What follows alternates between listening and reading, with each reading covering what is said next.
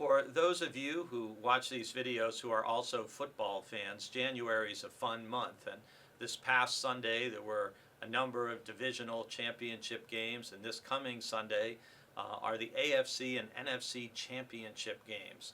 And while I don't know who's going to be in those games as I'm recording this video, I do know that most of the teams who advance to the Final Four are teams that are good at both offense and defense. Now, my wife Jill, who's a big football fan, she's a fan of defense, and she enjoys watching how a defense works to try to stop an offense, and even will kind of target particular players to see how they're doing. I think this comes from both of her brothers playing football and playing defense. But you know, you can't win with just defense. You also need at least some offense. Now, some of you are thinking at this moment, I thought this was a Bible devotion and not a sports report. Well, I'm getting to my point. In Matthew chapter 16, where we have a very famous passage, it's called Peter's Confession. And it's where Peter confesses or states or acknowledges that Jesus is, in fact, the Messiah, the Son of the living God.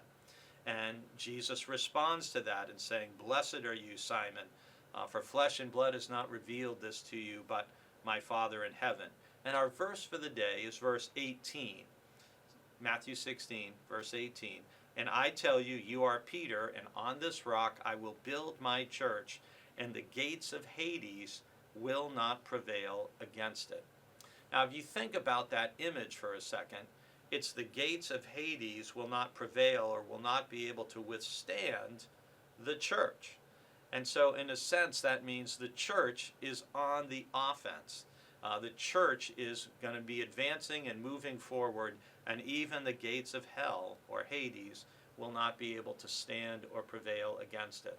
And what that tells us as Christians and as a church is that, in one sense, yes, we've heard of phrases of being defenders of the faith, but there's also the sense in which we need to be playing offense.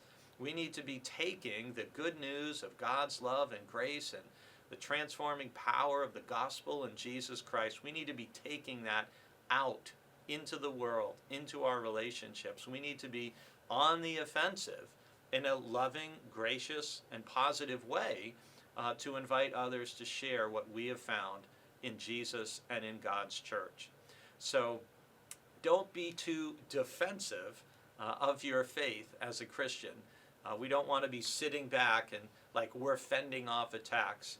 We want to be playing offense.